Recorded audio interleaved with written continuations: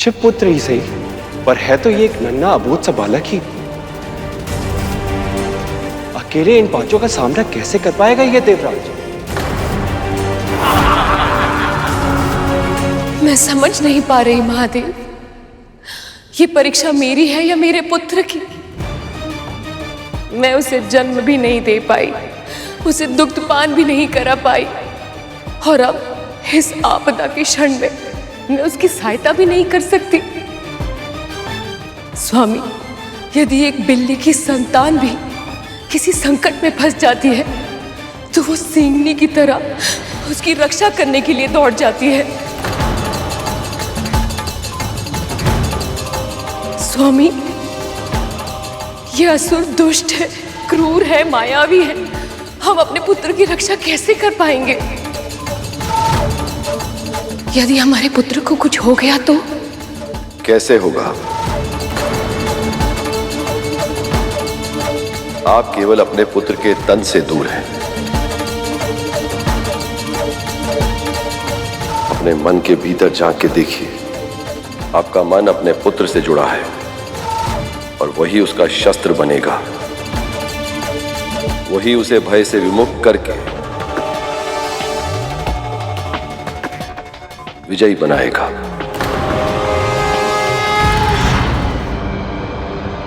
कैसी रहस्यमयी माया है ये? यहाँ से बाहर कैसे निकलूं मैं?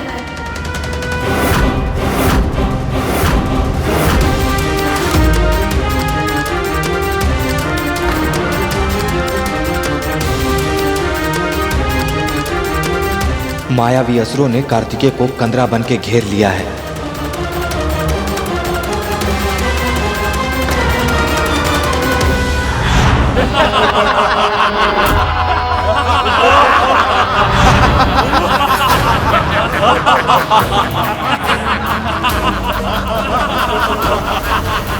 अपनी मायावी शक्तियों से उन असुरों ने भ्राता कार्तिकेय को एक कंदरा में बंद कर दिया प्रभु।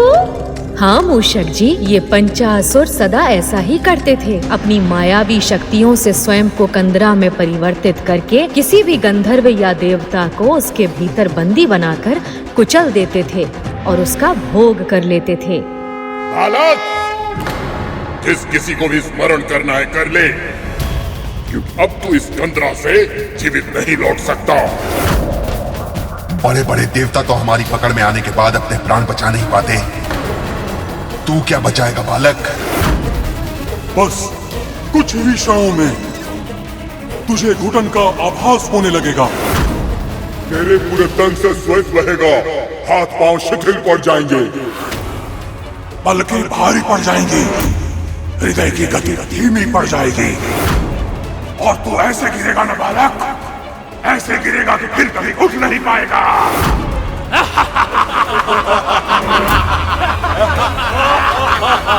इन शक्तिशाली मायावी असुरों की माया से अपना बचाव कैसे करेगा पुत्र कार्तिकेय?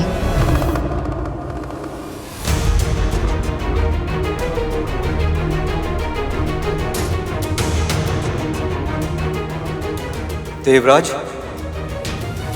अब तो बहुत समय हो चुका है। इस कंदरा रूपी क्षेत्र में न तो अब तक कोई ध्वनि सुनाई दी और ना ही यहाँ पर कोई उथल पुथल हुई है। कहीं ऐसा तो नहीं देवराज कि कार्तिकेय को कुछ हो गया हो? देवराज, वो तो मात्र 10 वर्ष का है। जिस क्षेत्र में फंसकर बड़े बड़े योद्धा अपने प्राण त्यागने के लिए विवश हो जाते हैं, वहां ये नन्हा अबोध सा बालक अपनी प्राणों की रक्षा कैसे कर पाएगा? कितने वर्षों तक इस बालक की प्रतीक्षा की थी। हमारी सारी आशाओं का केंद्र बिंदु था कि ये एक दिन तारकासुर को पराजित अवश्य करेगा, पर ये क्या? ये तो उसके भेजे हुए राक्षसों में फंस कर रह गया है।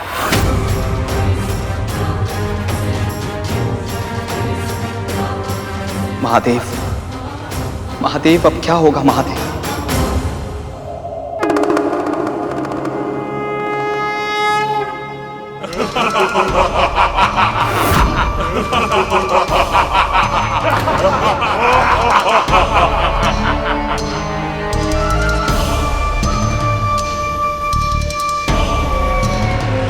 यही अवसर है पुत्र, तुम्हें अपनी योग्यता प्रमाणित करने का।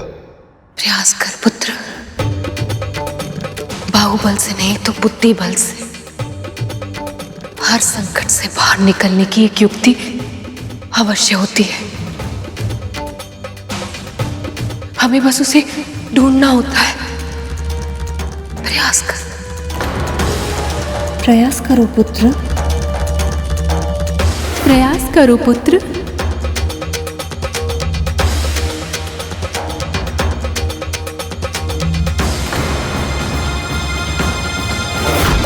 अब इन पांचों को पाठ पढ़ाता हूँ।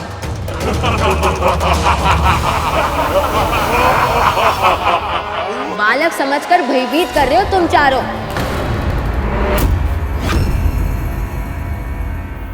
मूर्ख, बालक ही तो है तू, इसमें इतना समझने की आवश्यकता ही क्या है?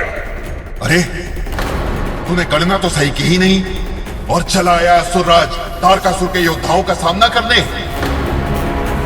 ध्यान से देख बालक, ये 4 नहीं 5 हैं, 5। पर मुझे तो तुम 4 ही दिखाई दे रहे हो। अच्छा, अवश्य ही तुम में से कोई पतला दुबला अस्थियों का ढांचा होगा, तभी मुझे देखने में कठिनाई हो रही है। उद्दंड बालक, तू किसे अस्थियों का ढांचा बोल रहा है? अब दिखे हम 5। 1 2 3 4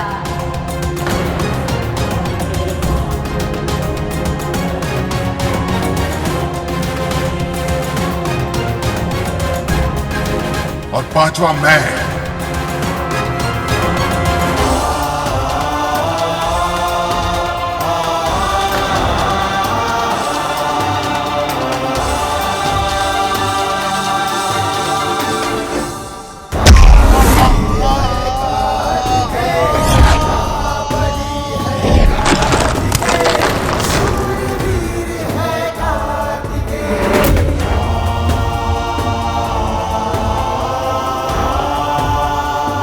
कार्तिकेय सुरक्षित है देवराज।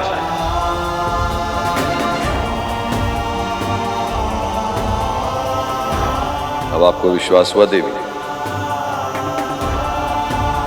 कि आपका पुत्र कितना सक्षम है और सामर्थ्यवान भी। अब तो आप ठीक है पार्वती? अभी भी संकट टली नहीं है प्रभु। देखिए, अभी भी 4 असुरों से घिरा हुआ है हमारा पुत्र।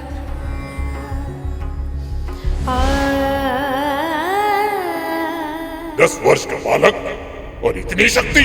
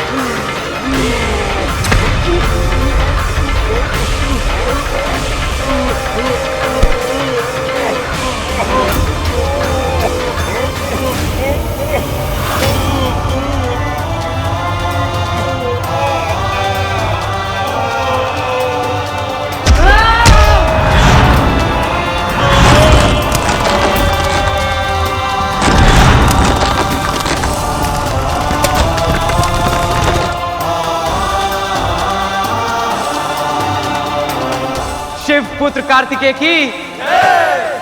शिव पुत्र कार्तिकेय की जय!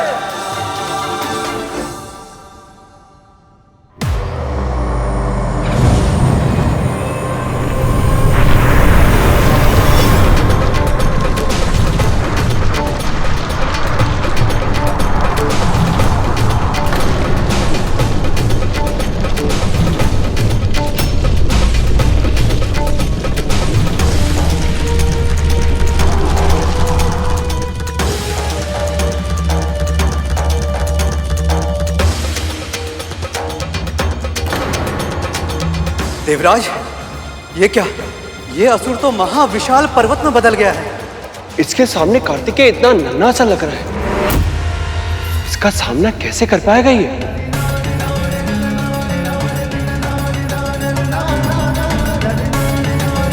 इतने बड़े पर्वत को पार कैसे करेगा मेरा पुत्र? बल बुद्धि का प्रदर्शन करना एक बात होती है और मायावी शक्ति से युद्ध करने के लिए बिल्कुल अलग कौशल की आवश्यकता होती है।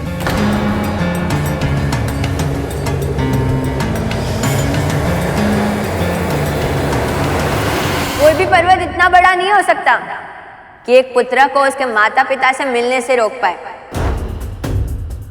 यदि तुमने मेरा मार्ग अपने आप नहीं छोड़ा तो मैं तुम्हें हटा दूंगा असुर, तो मैं तुम्हें हटा दूंगा असुर, तो मैं तुम्हें हटा दूंगा असुर।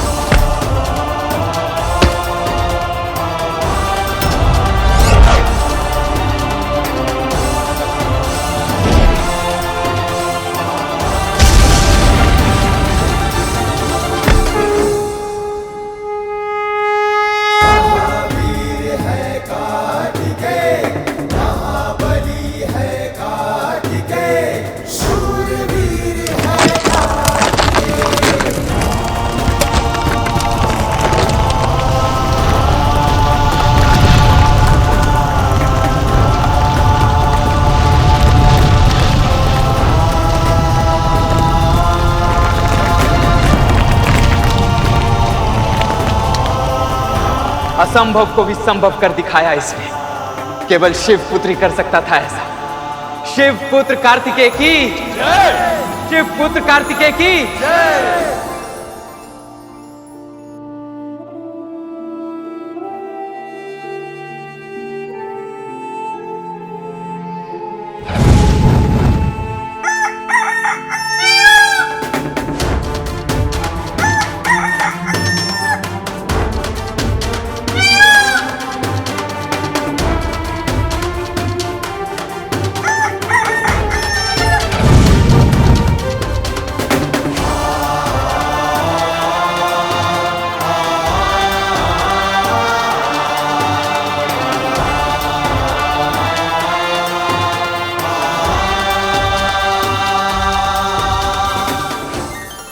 पिछले जन्म में बुरे कर्मों के कारण हम दोनों असुर बन के जन्मे थे, परंतु अब हम अपना पूरा जीवन आपकी सेवा में समर्पित करना चाहते हैं प्रभु।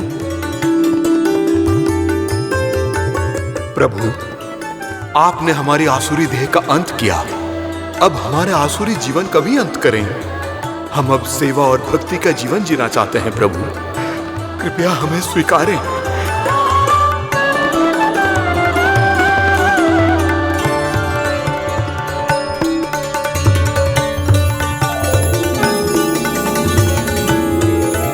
मोर, अब से तुम मेरे वाहन के रूप में जाने जाओगे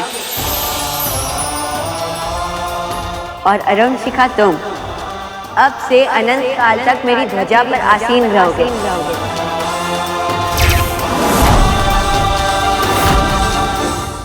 अच्छा, तो इस प्रकार मोर प्रभु कार्तिकेय के वाहन बने। हाँ मूषक जी, जैसे आप मेरे वाहन बने। जानते हैं, भ्राता कार्तिकेय ने अरुण शिखा को एक और दायित्व दिया कि वो सूर्यदेव के उदित होने के पूर्व बांग लगाकर सभी को जगाए और अपना नित्य कर्म करने के लिए प्रेरित करे।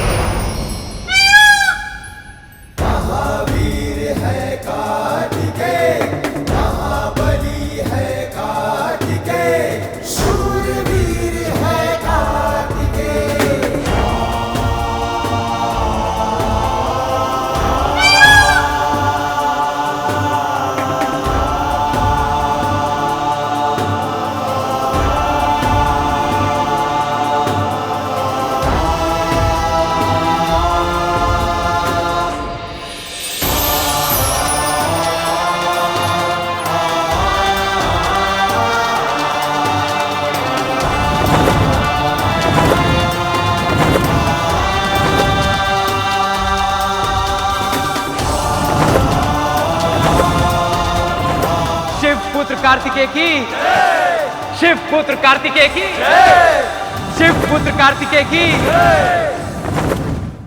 बस इसी कारण कार्तिकेय को नया नाम मिला, मुरुगन। देवराज इंद्र और सभी देवताओं के सामने उन्होंने अपने सामर्थ्य को सिद्ध कर दिया था। उन्हें यह विश्वास हो गया कि कार्तिकेय ही वो अतुलनीय योद्धा है जो तारकासुर का संहार करेंगे। सभी उन्हें सृष्टि के रक्षक के रूप में देख रहे हैं। शिवपुत्र कार्तिकेय के जय जयकार के नारे वायुमंडल में गूंज रहे, किंतु तब कोई ऐसा भी था जिसके मन में प्रसन्नता नहीं, आशंका छाई हुई। शिव पुत्र कार्तिकेय की, शिव पुत्र कार्तिकेय की, शिव पुत्र कार्तिकेय की, शिव पुत्र कार्तिकेय की, शिव पुत्र कार्तिकेय की।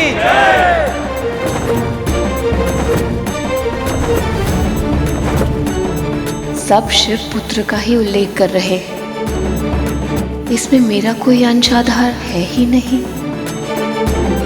शिव पुत्र कार्तिकेय की, शिव पुत्र कार्तिकेय की, शिव पुत्र कार्तिकेय की, शिव पुत्र कार्तिकेय की।